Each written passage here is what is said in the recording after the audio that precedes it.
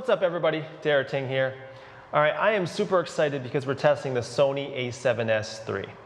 It's a camera that is recently out in the last day and I only have it for about 5 hours. So what we're gonna talk about today is the overall body and design, the negatives and positives, and then also jump into a couple tests that I think are really important about the camera. Before we do that, I hope you'll like and subscribe the video.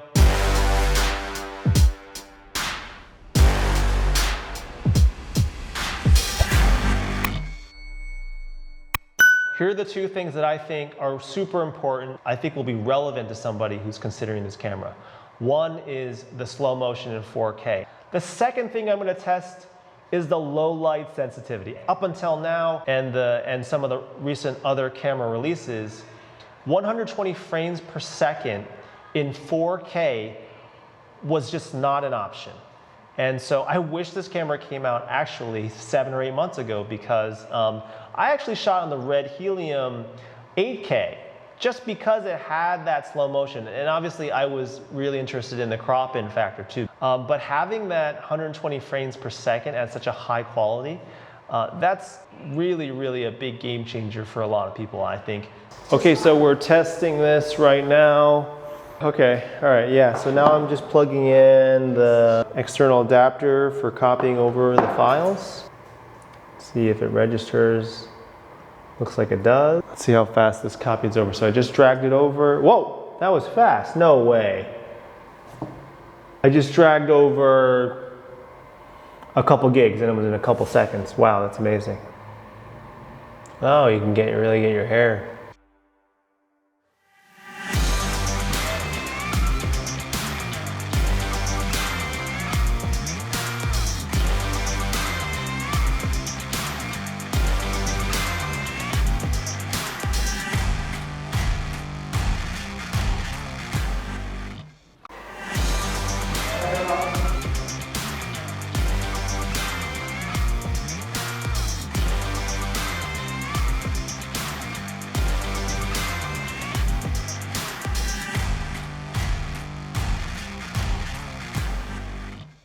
The second thing I'm going to test is the low light sensitivity. I think this is super important because if you're in a situation where there's not enough light, which is going to happen a lot, or if you're shooting night shoots, things like that where you want that extra sensitivity, then I think that obviously that's what the a7S III was meant for. This is 6400 f4 150th. Okay, this is 12,800 ISO with the Canon f4 150th. Right now, I think we're at an ISO of 16,000, where you can kind of see the picture and it looks looks okay on this monitor, and I felt like, well, 64,000 you can see it, but it's not representative of what the kind of environment it is. So to me, somewhere in the 10,000 to 12,800 at this point is like where it kind of matches what I see with my eyes. And then of course, like, you just get crazy nuts with these. At the 409,000, feels like it's a bright room. Okay.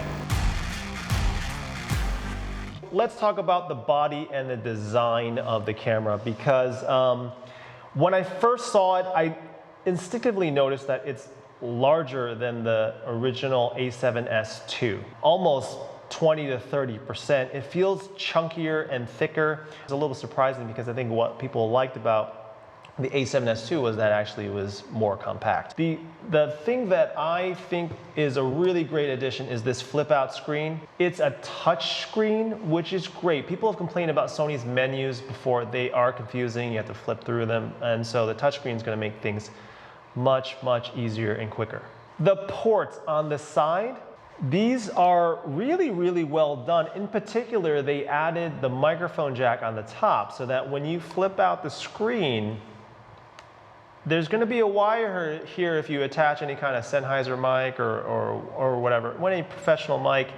So that's not going to block the screen if you flip it out. So it presents an opportunity for somebody who's, let's say, a vlogger, to get some really, really quality footage and not have that microphone jack in the way, which it is on other cameras like the EOS R. The HDMI port is full HDMI. So that's really, really good, because on the a7S II I had to buy adapters, and then those things actually break really easily. On set, we've gone through a number of them. So a full HDMI is going to be great, because you're going to have a direct connection to, let's say, a monitor or external recorder. On the bottom side, there's the USB-C cable. You can charge it and transfer photos. I'm not going to go through all the other dials.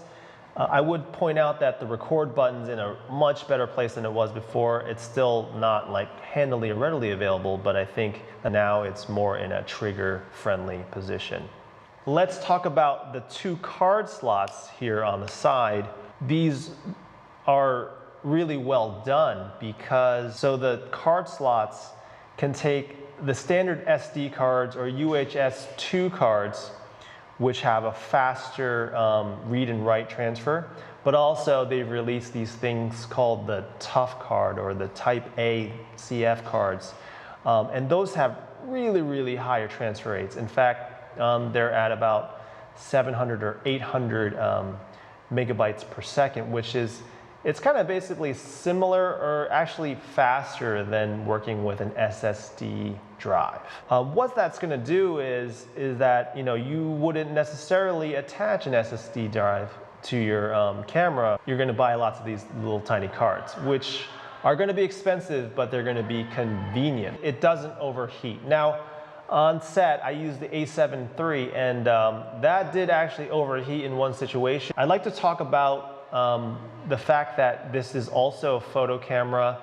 The camera is 12 megapixels. So normally a lot of the cameras now are 20 to 30 megapixels. So there is a difference. 12 megapixels basically translates to 4,290 by 2,800 pixels. Compare that to 4K resolution. That's 3,840 by 2,160 resolution. So if you think about it, you're taking photos and they're approximately at the same resolution as if you were just to shoot video continuously. So that's, I think, quite interesting. So is it going to be a camera that you're going to switch in and out between photos and videos? Actually, I think maybe it might still be. Here's why. Because the sensor here, which we'll talk about, has larger pixels. So when there's larger pixels, you're going to have more light sensitivity. So then therefore, that means that you may be able to capture more information on your camera in terms of color information. So while you're not going to necessarily be able to blow this photo up to huge building sides billboards, which you're probably not going to do that anyway, that's going to present some interesting color information for you if you're taking photos. So consider that. Now, obviously, though, I don't necessarily think this is particularly a photo camera, and I don't think most people think it is, but it's definitely something to explore. You might also want to explore, though, that if you have a fast-moving object, that maybe you might still take videos and then take screen captures. 4K resolution, that's still better than what your phone can show, and that's still better than what your computer monitor can show, and even on the 4K screen that you might be watching in your TV, that's still going to look really good. So consider those things. So let's talk about the negatives that I'm seeing here. The biggest negative for me that you might want to watch out for is they didn't cover the sensor. Now, the Canon EOS R mirrorless line does cover the sensor, and I actually think that is quite important. So that's something that you just have to be really, really careful about. You're going to want to bring like the necessarily cleaning fluids and the wipe thing for cleaning your sensor. This happened to me on set one time. We were like, what is that little speck on the video? And sure enough, it was because there was a piece of dust on the sensor. We used like a cotton swab, and I was really, really worried about this while we were on set, that this is just going to mess up the camera, and then what are we going to do? I wish that they had added that cover. That's one of the extreme negatives, but hey, you can still live with it because there's a lot of great positives about the camera. The second one is the ergonomic design. It feels solid, but it doesn't feel ergonomic. It feels a little bit awkward, to be honest. Again, I think we're shooting video here. I think we're putting this on a Ronin S. I think we're putting this, on a tripod a lot of the time. So while the ergonomic design is important, I'm not sure if it's a deal breaker for me. I personally think that the a7 III and the a7R III, I mean, they're shooting great 4K resolution already in MP4 format, not even in RAW. So, and I've had great experiences with shooting stuff with it. And especially if you're not gonna adjust so much, if you are lighting really well, you're gonna get a great image out of the 3 and the a7R IV. And you're going to be happy with that. But obviously, you always want more if you can. But that comes with challenges as well, because the other challenge could be that your hard drive space is just going to blow up like crazy because you're carrying all this footage. So you're going to be carrying a lot of extra hard drives with all this color information that you don't necessarily need depending on what you're doing. But no doubt, hey, like 4K, 120 frames per second in this type of small, compact body, that's amazing. Hey, you're probably asking, do we need all these really super expensive cameras versus this? Is this gonna replace all those big cameras? And my answer is this. I think that in the way that I like to work faster, because if I'm working with actors, I'm working with even a subject that I'm interviewing, or there's a moment happening, I want to have that camera ready to go. If I'm doing a lens change, if I'm doing anything that's gonna slow down the operation, I might lose that moment. I might lose that moment when the actor's in a really excited state and they're ready to go, if I gotta lay down a dolly track, they're gonna have to wait an hour, they're gonna have to warm up again, and that's gonna slow things down. The thing is that's the beauty of these types of cameras.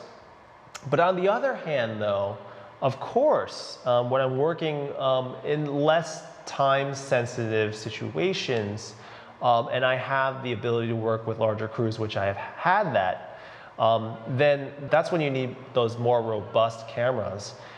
You may need to attach the follow focus. Of course, autofocus is awesome these days, but in some situations, the AI just doesn't handle it well, and you need a focus puller.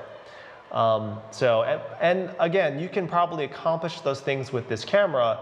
It's just that when you have a team, you can be more precise. If you have a larger camera, you can be more precise, and some of those things really matter when you are working in those types of situations. But again though, they're not as common for most people. I think the camera is for somebody who likes to work fast and nimble, and you prioritize picture because the picture looks great, but you also want to extract performances, you want to make people comfortable, you don't want to stick the camera out in front of people and make them feel like nervous. I think this camera is for a lot of times when you can't control the environment. So that might be in places where hey, you have a location, but you can't, you might be going a little guerrilla, so you can't throw up big lights or anything. So you want to have that low light sensitivity. Definitely, I think where the a7sIII shine was for people who are event videographers and wedding videographers, because a lot of times you are in that fast situation, you can't throw a light down. So what do? Well, hopefully your camera is got that really good low light sensitivity, and you got a really good lens attached. But then moreover, some of those beautiful moments that you just have to be quick about, that 120 frames per second is going to be sweet. You're going to get some great video out of that. I think documentarians might even consider this, and especially vloggers too. With the flip out screen, it changes the game for this camera, for the a7sIII. So it adds that dimension for people who want to do selfies, but then do the self-taping. Outdoor productions, for sure, where you need additional cameras, but this can be an A camera. And finally, I think overall, if you're shooting in the under 100K US dollar budget range for short form and long form content, this is definitely a camera to look at, especially if you're looking at the entire Sony line. However, obviously there are other options available, so you would want to still consider like the EOS R and R5 line. But I think these are the situations where you would consider this camera. But finally, though, again, let me reiterate though, it comes down to what lenses you want to use. Sony does have a really good broad range of lenses. They're solid, and then you can attach a lot of the Sigma line to it. But I think you really do have to think about, if you're thinking about a camera now, with all these options, you really got to think about what lenses you're using. That's ultimately going to dictate a lot about what body you're going to buy, because there's just so many good cameras now that you can choose from. So I hope you'll like and subscribe to this video, and I'll see you next time.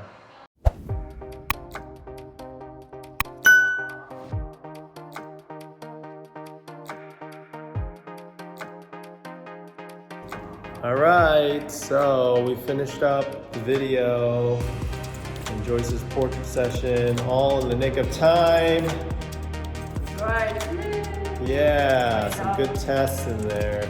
Ready to go, my mask on. Yep. All right, we'll see ya.